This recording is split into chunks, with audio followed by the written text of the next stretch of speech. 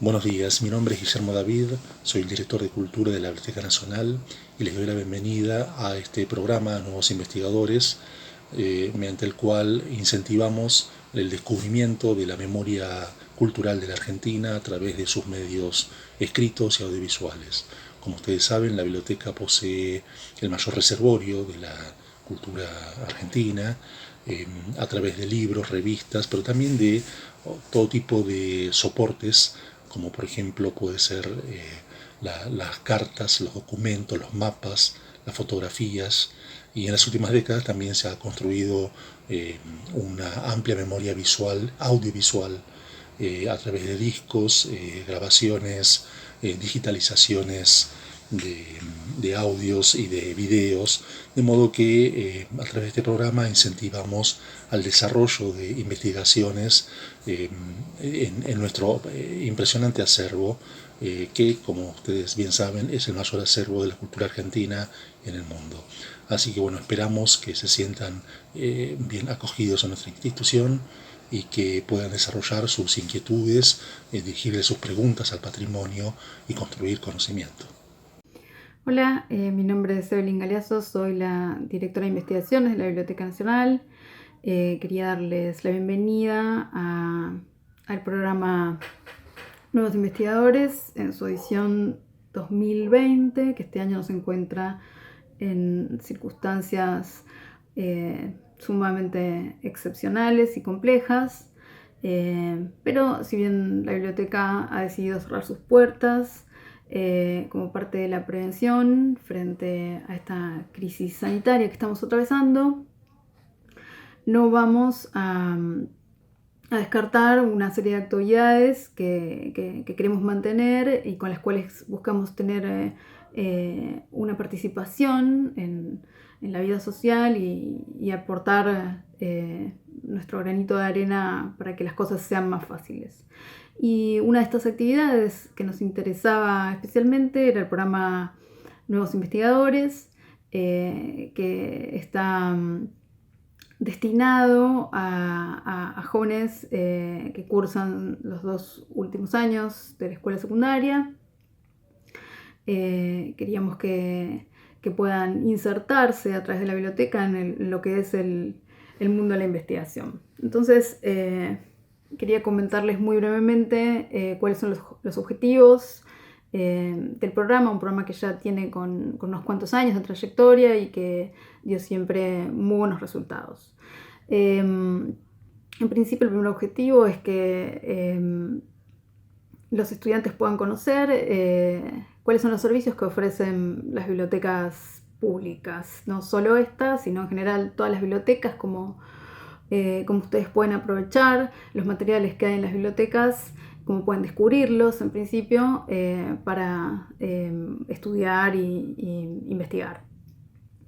Y especialmente queríamos que conozcan la nuestra, la Biblioteca Nacional, que tiene varias salas distintas, cada una con su acervo particular y con sus características diferenciales. Entonces queríamos que pudieran conocer qué hay en cada sala, qué materiales, cómo pedir ayuda para orientarse en cada una de estas salas, qué pueden esperar de cada una de ellas y que aprendan también a usar una de nuestras principales herramientas, que es el catálogo, ¿no? La biblioteca puede parecer un poco laberíntica a veces, pero el catálogo es su mapa. Así que los invito a que ya empiecen a bucearlo, a sumergirse en el catálogo para ver qué encuentran, ¿no?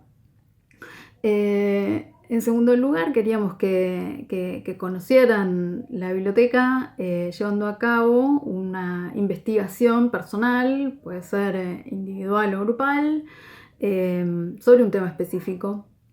Es decir, que aprendan qué es esto de la investigación, cómo funciona, qué es recortar un objeto de estudio, por qué hay que detectar fuentes, distinguir entre fuentes confiables de fuentes no confiables, cómo puedo buscar en internet, qué materiales hay en internet que me sirven y qué materiales tengo que descartar, cuáles son las reglas de este objeto tan particular o esta serie de objetos particulares que son los trabajos académicos, ¿no? Cuáles son las reglas de esos trabajos, cuáles son las características que tienen, ¿no? Y cómo volcar todo un proceso intelectual que yo hago en este objeto escrito, ¿no? Que puede ser una tesis, un proyecto de investigación, una monografía, etcétera, ¿no? O sea, cómo lo empiezo, cómo lo desarrollo, cómo lo finalizo. Y en tercer lugar, el último objetivo está relacionado con el tema específico de este año. Es un tema sensible, candente, de nuestra historia reciente, que son las narrativas de la postdictadura, la generación de los hijos. Un tema sobre el que hay muchísimo material muy diverso, no solo en nuestra biblioteca, sino en muchos otros repertorios de acceso abierto. Y para mostrar este material con el que nosotros contamos, habíamos pensado hacer una muestra que tendrá lugar la segunda mitad de este año, ¿no? Una muestra sobre estos materiales de la generación de la postdictadura, ¿no?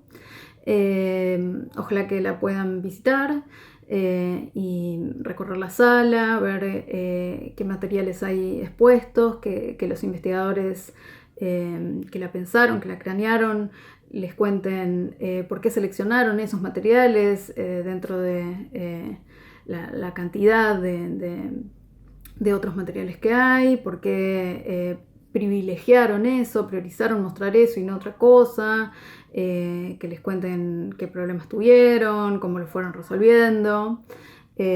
Así que, bueno, nos encantaría contar con su presencia en ese momento. Mientras tanto, la modalidad va a ser semipresencial y bueno, elegimos este tema que les estaba diciendo justamente porque queremos dar la idea de que la historia no es un proceso cerrado, acabado, algo que deba ser naturalizado tal como lo transmiten algunas miradas, algunas perspectivas, sino que creemos que el objetivo principal, no solo de la biblioteca, sino de toda institución de enseñanza o transmisión de conocimientos, debe ser precisamente fomentar el pensamiento crítico, que es lo que tiene la capacidad de ser transformador, ¿no? Respecto de las distintas realidades. Así que bueno, no los quiero cansar. Espero que muy pronto nos podamos conocer en persona acá en nuestra biblioteca y les deseo mucha suerte y no dejo de recordarles que pueden contar con nosotros para lo que sea. Estamos para resolver inquietudes, consultas, dudas, lo que sea. Bueno, espero que nos veamos pronto.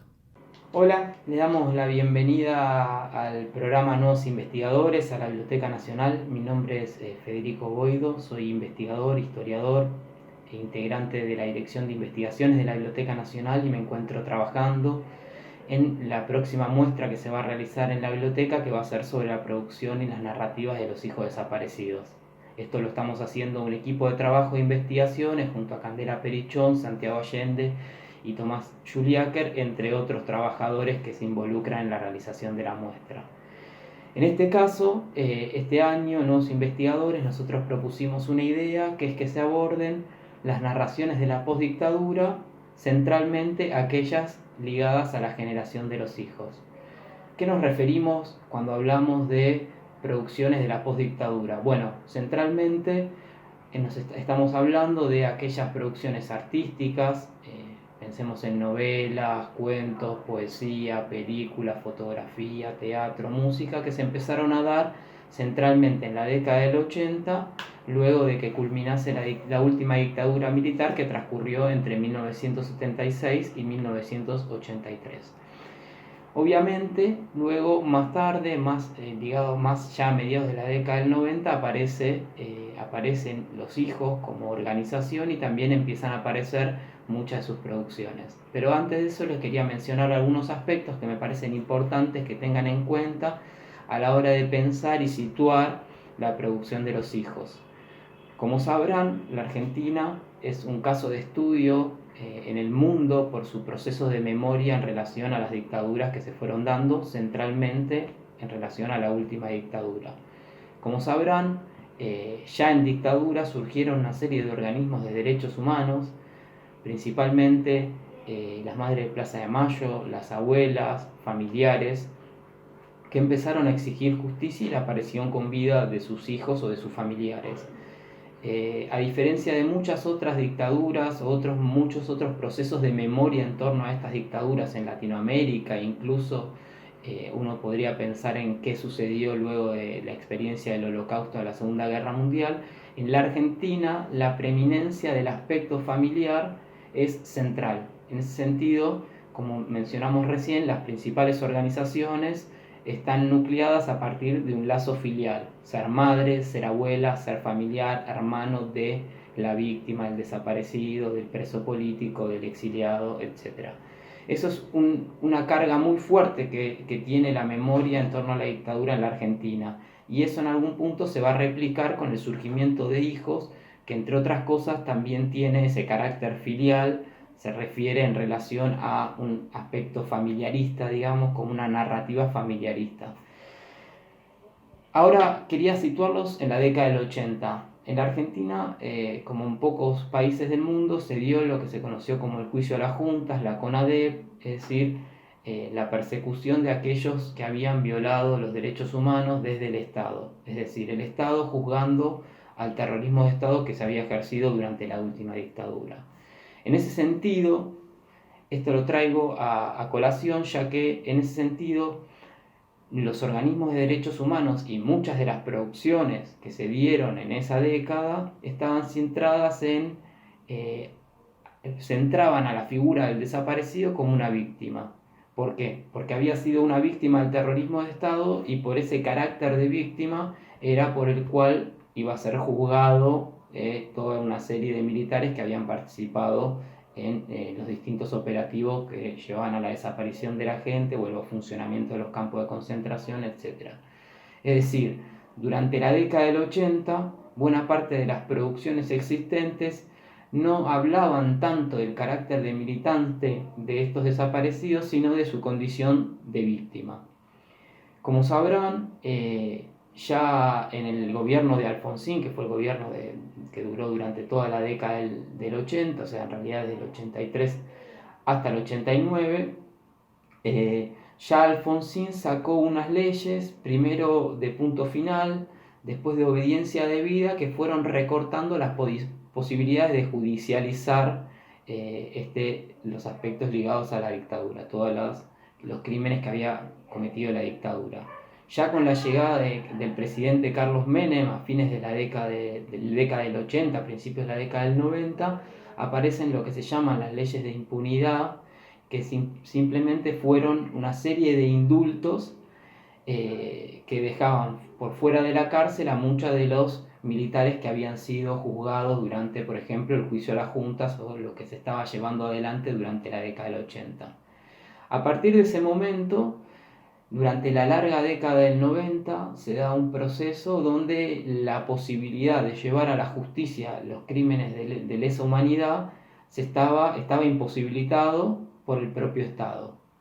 En ese contexto donde de una nueva escucha, donde no solo los desaparecidos tenían el carácter de víctimas, sino que empezaron a aparecer algunas producciones que recuperaban la cuestión de la militancia de esas personas, qué sueños tenían, qué anhelaban, qué deseaban, por qué estaban peleando, por qué se habían agrupado políticamente, etc. Me refiero, por ejemplo, para que lo tengan en cuenta si tienen ganas de ver alguna película, podrían ver, por ejemplo, Cazadores de Utopía o Montoneros, una historia, o por ejemplo el libro que salió en varios tomos que se llamaba La Voluntad, que lo escribió Anguita y Caparrós. Estos libros, estas películas, que son todos desde mediados de los 90, empiezan a recuperar a estos desaparecidos en su carácter también de militantes. En ese nuevo escenario de escucha, donde la justicia ya no era una posibilidad real, si bien se estaba intentando llevar adelante algunos juicios por la apropiación de los bebés a través de las abuelas, es que surge la agrupación Hijos. La agrupación Hijos como tal surge a mediados de la década del 90, entre el 95 y el 96. Empiezan a darse como acercamientos entre los hijos de los desaparecidos a partir de, por ejemplo, homenajes que se llevan adelante en facultades, por ejemplo en la Facultad de Arquitectura de La Plata, donde se hizo un homenaje a los desaparecidos de dicha universidad, y los hijos de esos desaparecidos empezaron a conocerse, empezaron a encontrarse, empezaron a encontrar en distintos lugares. Toda esa red de socialización que se empieza a dar a partir de esta clausura de lo judicial y a partir de que estos hijos, que habían nacido muchos en los 70, en ese momento estaban quizás orillando los 19, 20, 21 años, muchos de ellos estaban ingresando a la universidad, muchos de ellos estaban transitando por algún tipo de inserción política o lo que sea, pero básicamente tenían esa edad y estaban en ese momento particular de su vida y empiezan a conocer a otros hijos. ¿Qué es lo que sucede con eso? Bueno, que pueden empezar a compartir muchas de sus historias que habían sido imposibilitadas de contar en otros momentos. Por ejemplo, en las escuelas secundarias quizás muchos simplemente decían que sus padres habían tenido un accidente, o incluso muchos de estos hijos no conocían realmente la historia de sus padres, ni de su madre, ni de algún familiar que había sido desaparecido dentro del plan sistemático de desaparición de personas del terrorismo de Estado que se implementó en la Argentina. A partir de ese nucleamiento principal que se empiezan a encontrar en universidades, se da un campamento en Córdoba donde se empiezan a juntar y se empieza a organizar hijos como por ciudades. La Plata, Buenos Aires, Córdoba, se empiezan a organizar de ese modo como si fuese por nodos, ¿no? Ese primer momento de encuentro, muchos de ellos lo relatan como una verdadera fiesta en el sentido de que por primera vez se sentían que podían compartir su historia. Recordemos que quizás esto, ¿no? Como que era muy difícil hablar de ese tipo de cuestiones cuando ellos eran muy chicos en la década del 80 y recién pueden empezar a hablar de sus historias a partir de su adolescencia, esto quizás a los 20 años, 21 años, y se encuentran con toda una serie de personas que en algún sentido estaban atravesadas por una historia similar.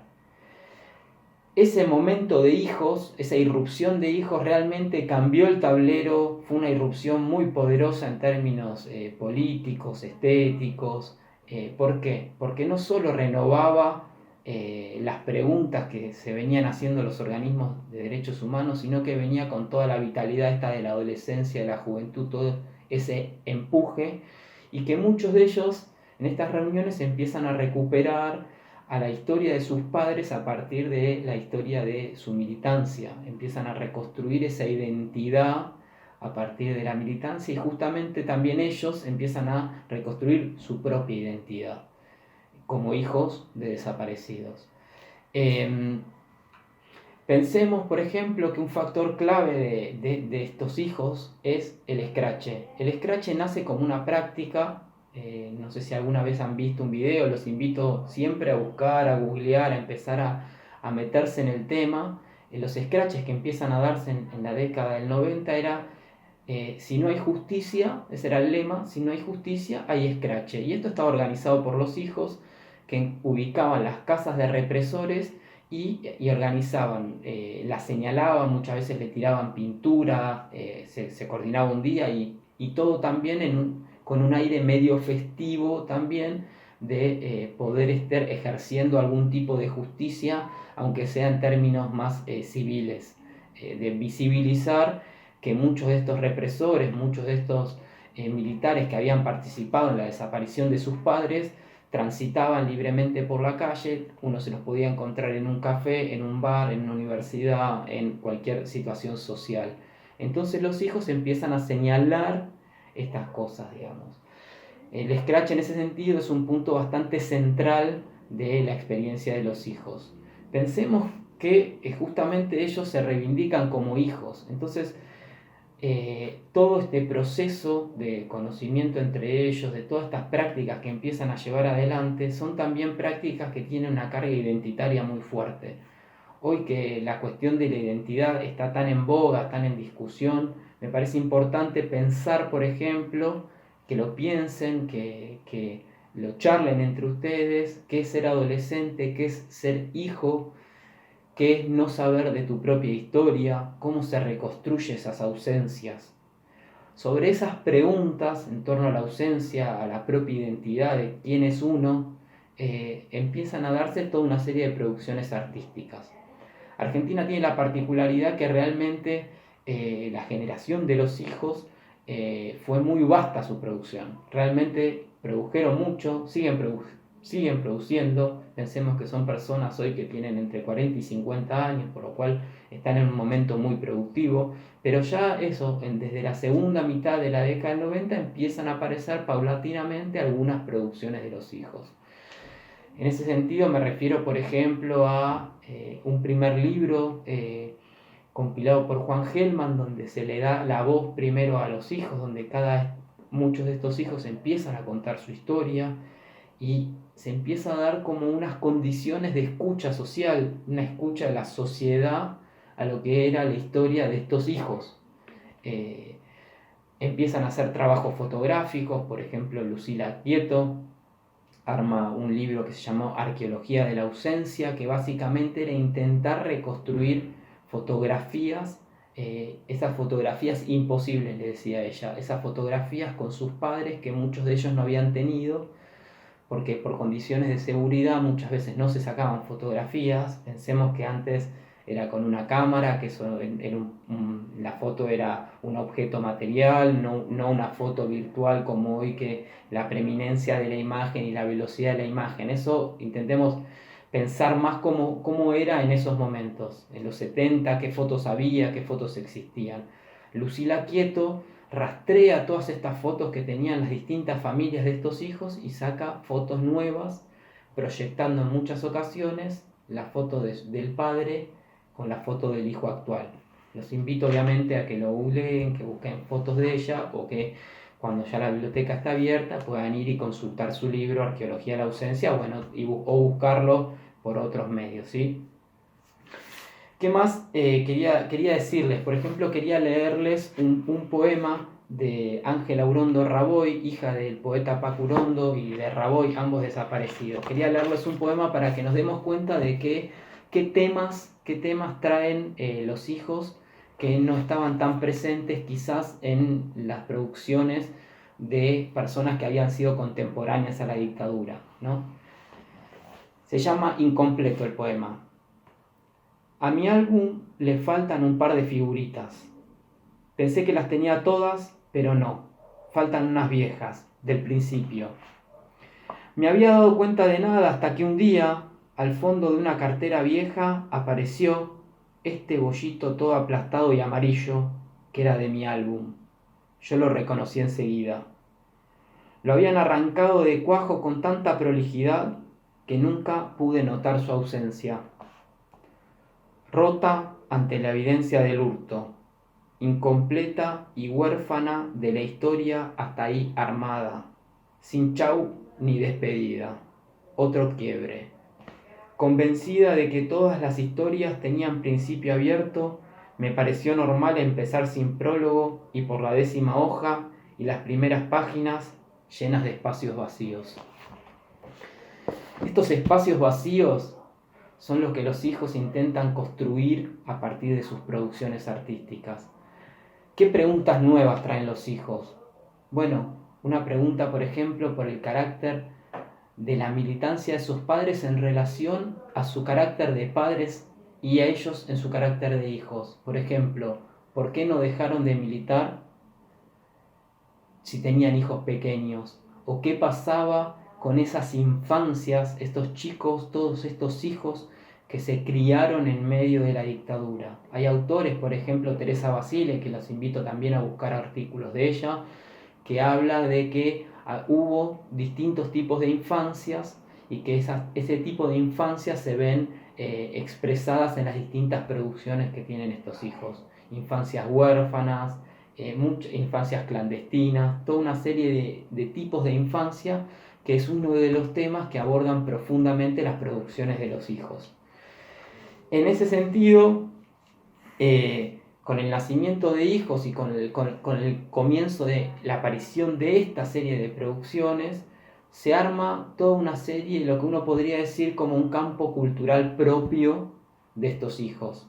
¿Qué me refiero con eso? Bueno, que estas producciones que los hijos tienen, por ejemplo, me refiero a M de Nicolás Prividera, la película, o Los rubios de Albertina Carri, o los libros de Félix Brusone, o los libros de María Eva Pérez, o la poesía de Julián Axat, todas esas producciones que tienen como distintos tipos de disciplina o que responden a distintos tipos de disciplina, por ejemplo la fotografía con Inés Ulanowski o Lucila Quieto, toda esa serie de producciones, muchas abordan temas similares. Por ejemplo, la cuestión del archivo familiar, esa ausencia de ese archivo familiar.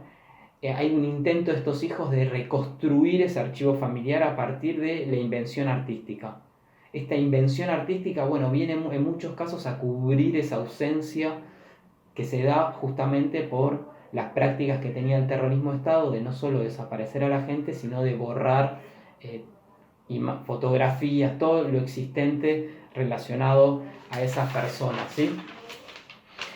¿Qué temas traen, digamos, también los hijos, aparte de la cuestión de las infancias? Bueno, la cuestión de los afectos, la cuestión de la afectividad, la cuestión de la identidad, la cuestión del duelo, principalmente cómo se hace un duelo de este tipo de situación. Y bueno, ellos en algún sentido practican o consideran que es a través del artificio artístico que se puede empezar a elaborar y se puede empezar a nombrar lo que sucedió en la última dictadura y lo que les sucede a ellos en su condición de hijos.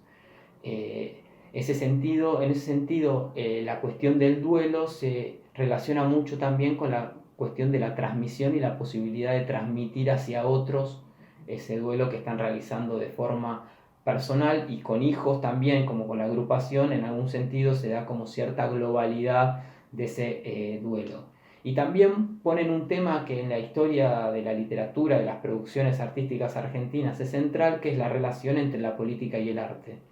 Otra vez se vuelve a reeditar un tópico que atraviesa buena parte de las discusiones teóricas en torno a la literatura y a las producciones artísticas de buena parte del siglo XX.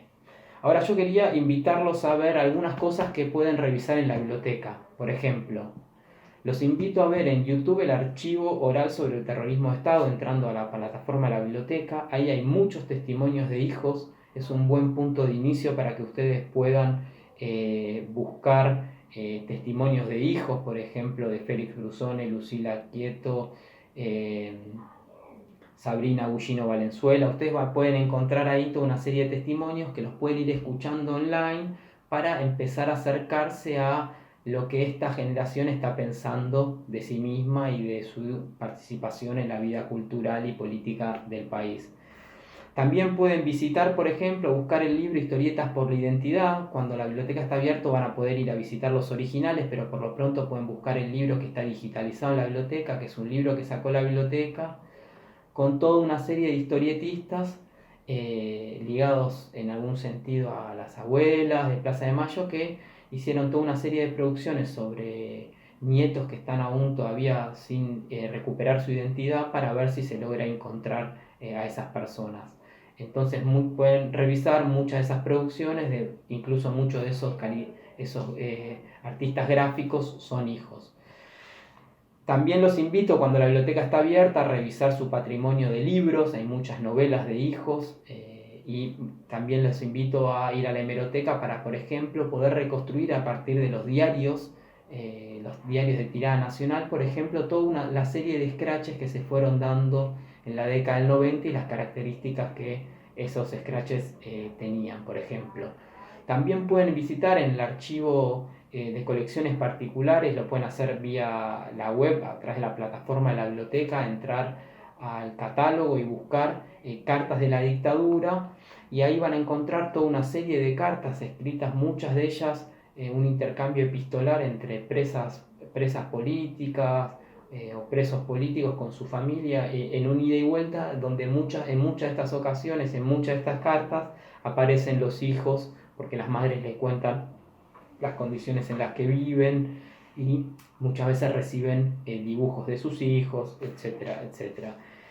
También pueden revisar en los archivos y colecciones particulares el fondo de Leopoldo Brizuela, que Leopoldo Brizuela es un escritor que falleció hace poco tiempo, que dictó un seminario, dictó un taller de escritura en la Asociación Madres de Plaza de Mayo a principios de los 90, y ahí ya se ve como un pequeño primer gesto de estos hijos de intentar empezar a poner en palabras la historia de su vida, la historia del reciente de la Argentina a través de las madres. Pero este primer gesto es a través de, no un hijo, pero sí un escritor que en algún sentido se filia a esta generación.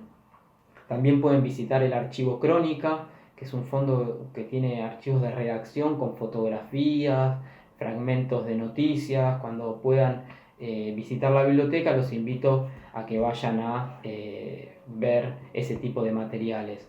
Y en este caso, dadas las condiciones particulares en las que estamos, los invito a que googleen, a que busquen artículos, por ejemplo, de Teresa Basile, Victoria Daona, Jordana Blechmar. En ese sentido hay muchas películas que están tanto en YouTube, en Vimeo, en distintas plataformas que ustedes pueden ir buscando. Infancias clandestinas, por ejemplo, o la película La guardería de Virginia Croato, o por ejemplo podrían entrar a Memoria Abierta, que es un organismo de derechos humanos que tiene un archivo oral muy importante, y ahí pueden encontrar, por ejemplo, muchas de las películas que se grabaron y que hicieron estos hijos, y bueno, ir rastreándola e ir construyendo quiénes son estos hijos, qué son esta generación, digamos. ¿Por qué hablamos de generación? Bueno, hablamos de una generación que, como le dijimos, que hoy tienen entre 40 y 50 años, que no todos son hijos, es decir, uno podría decir que están aquellos que son hijos de desaparecidos, aquellos que tienen padres que han sufrido el exilio, la cárcel, pero que no están desaparecidos, pero que tienen una afiliación estética, política con el colectivo de hijos, y muchos otros que, si bien no han sufrido sus padres el terrorismo de Estado en términos de que hayan desaparecido o hayan sufrido persecuciones particulares, sí se filian en esa tradición que abre hijos en toda esa serie de preguntas que van apareciendo a partir del surgimiento de estos jóvenes artistas, que realmente ha sido muy profusa su obra. Post 2000 realmente han producido en muchos campos artísticos, y que tienen la particularidad, quizás dos particularidades que son interesantes para pensar. Es que primero, no todos se ciñen a una sola disciplina. Por ejemplo, yo les leí un poema hace un rato de Ángela Urondo Raboy, pero a la vez ella es dibujante, entonces también tiene toda una rama dedicada más al dibujo.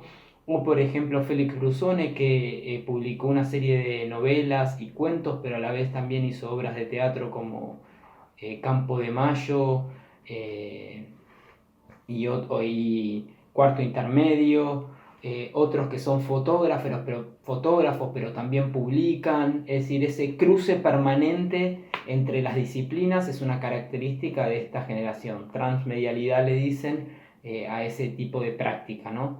Y otra de las prácticas es que permanentemente están como en diálogo. Una obra está en diálogo con la otra. Por ejemplo, cuando Brusone publicó algo, Nicolás Prividera, que es otro hijo, sacó un artículo en relación a eso. O por ejemplo, incluso hoy día dan talleres, algunos hijos dan talleres de escritura juntos, como Marta Dillon y Raquel Robles, y siempre hay como ese vínculo que se va dando, esa red que se va construyendo, y que en algún sentido es el sostén de este campo de cultural que uno podría decir que fueron constituyendo los hijos. Bueno, estas son algunas de las cosas que me interesaba comentarles en este tiempo de normalidad y anormalidad. Esperemos que nos veamos pronto, y si no, lo seguiremos por los medios que la biblioteca disponga. Los invito sí a hablar con su familia, a hablar con sus compañeros, a preguntarse en su condición de hijos, que es una condición que quizás es una condición universal, y bueno, y es una de las preguntas centrales que esta generación trae en relación a la militancia de sus padres, ¿no? Como ese acto novedoso que aparece junto a hijos. Entonces los invito, sí, a que charlen entre ustedes, en que googleen, que busquen, una cosa los va a llevar a otra, van a ver que van a ir armando como una red de todas estas producciones, y cuando la biblioteca está abierta nos veremos, nos encontraremos, podrán visitar los materiales, y si no, como ya les dije, hay algunas cosas que ya pueden ir visitando a partir del catálogo de la biblioteca. Les recomiendo enfáticamente que vean los testimonios de los hijos para poder empezar a entender cómo fueron esas historias personales y qué motivaciones tuvieron para llegar a estas producciones artísticas. Les agradezco por la escucha, estaremos en contacto, espero que todos estén bien, y bueno, nos veremos cuando las condiciones así lo dispongan. Un saludo fraternal de todo el equipo de investigación que está trabajando en esta muestra, y bueno, saludos.